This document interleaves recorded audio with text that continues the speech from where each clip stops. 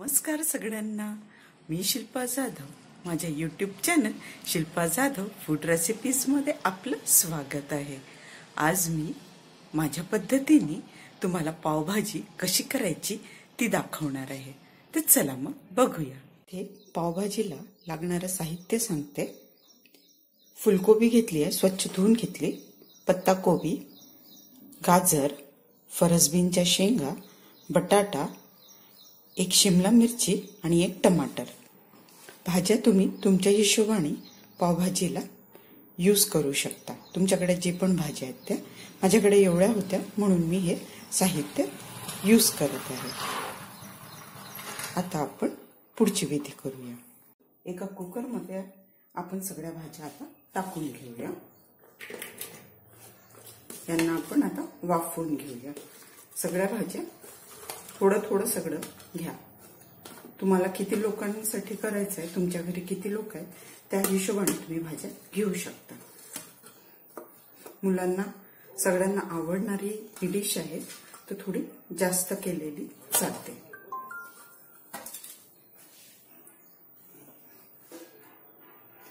भाज्या व्यवस्थित मी यात टाकून घेतल्या. आता याच्यामध्ये पाण्याचं प्रमाण मी तुम्हाला सांगते. याच्यामध्ये खूप पाणी टाकायची गरज नाही, एकदम कमी पाणी टाकायचं. आपल्याला फक्त याला वाफवून घ्यायचं आहे ना की याला खूप पाण्यात शिजवायचं आहे. म्हणून बघा, एवढं पडीवर बस एवढं पाणी आपल्याला याच्यामध्ये टाकायचं आहे.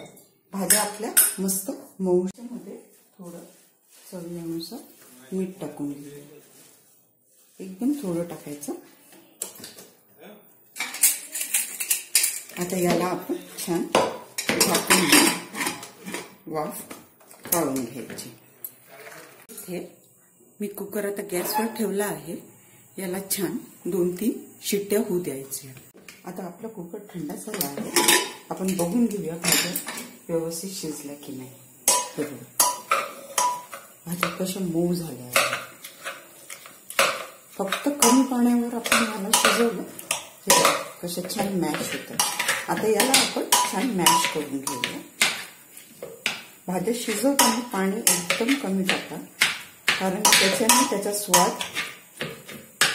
दुप्पट होतो. कमी पाण्यामध्ये भाज्या शिजवल्या जेव्हा आपण याला फोडणी घालतो तेव्हा एकदम छान स्वाद येतो. हे बघा, असं छान आपण याला व्यवस्थित असं मॅश हे मॅश होत. एका कढईमध्ये मी तेल तापवून घेतलं आहे. तुम्ही तेलमध्ये थोडं बटर पण टाकू शकता, त्याने स्वाद खूप छान येतो. माझ्याकडे बटर नाही आहे आता, म्हणून मी तेलातच करते. तेल व्यवस्थित टाकलं की याच्यात आपण आता मोहरी आणि जिरं टाकून घेऊ. जिरं मोहरी व्यवस्थित झाले की बारीक चिरलेले कांदे,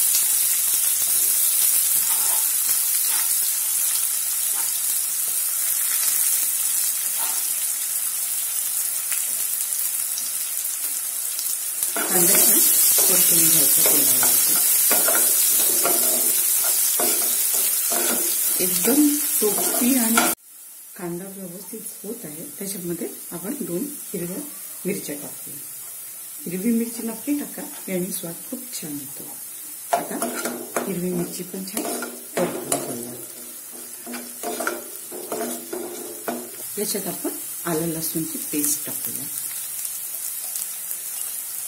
ही ताजी करून टाकायची.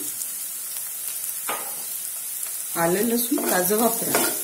कोणती भाजी करताना आलं लसूण ताजं वापरलं तर त्या भाजीचा स्वाद खूप छान येतो. आता आलं लसूण व्यवस्थित गोल्डन होईपर्यंत आपण याला छान शिजवून घेऊया. आलं लसूण इथे व्यवस्थित झालंय. आता आपण याच्यामध्ये मसाले टाकून घेऊया. हळद,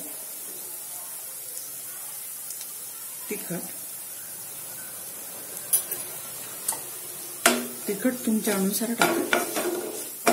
याला छान मिक्स करून घेऊया.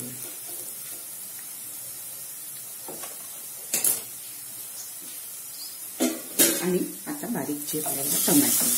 टोमॅटो इथे आपल्याला थोडं जास्त लागेल. मी 3 छोटे टोमॅटो घेतले आहेत. आता छान टोमॅटोला आपण मिक्स करून घेऊया. किती छान कलर आहे. आता याच्यात आपण चवीनुसार मीठ टाकून घेऊया. लक्षात ठेवा की आपण भाजी शिजवताना पण मीठ टाकलं आहे, म्हणून मीठ त्या हिशोबाने टाका.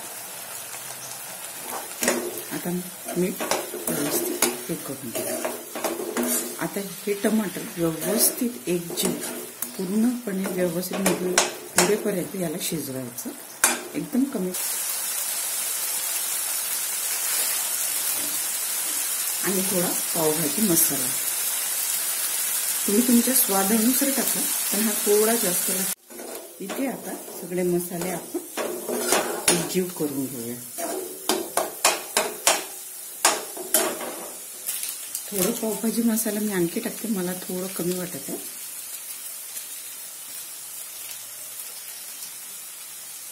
इथे आपण चेक करून घेऊया की आपला मसाला शिजला की व्यवस्थित टमाटर एकजीव झाले आहे. आता याच्यात आपण आपले शिजलेली भाजी टाकून घेऊ.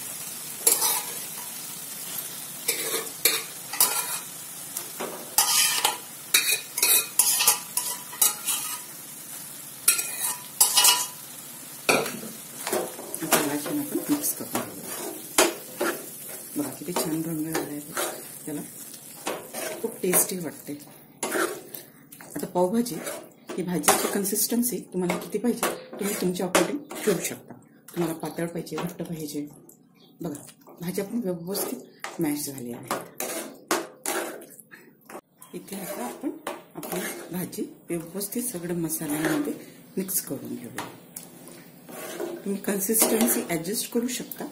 तुम्हाला कोणत्या कन्सिस्टन्सीला पाहिजे. पातळ पाहिजे असेल तर तुम्ही यात थोडं पाणी वाढवू शकता.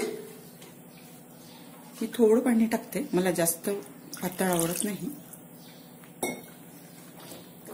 बस आता याला छान आपण मिक्स करून घ्यायचं आणि याला आता हळू याच्यावरतीच छान झाकून लावून उकळू द्यायचं. आता चेक करून बघू.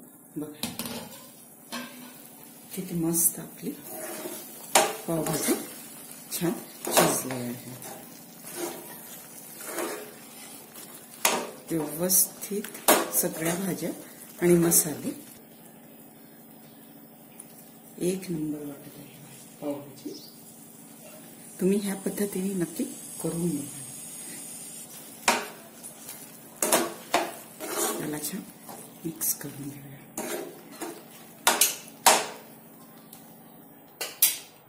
कोथिंबीर थोडं जास्त वापरा, खूप छान स्वाद येतो याचा.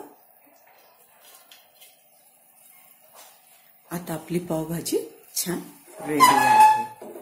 आपण गॅस बंद करून देऊया. तुम्हाला माझी रेसिपी कशी वाटली ते मला कमेंट करून नक्की सांगा. रेसिपी आवडल्यास लाईक, शेअर, कमेंट आणि सबस्क्राईब करा. आणखी तुम्हाला कोणती रेसिपी बघायला आवडेल मला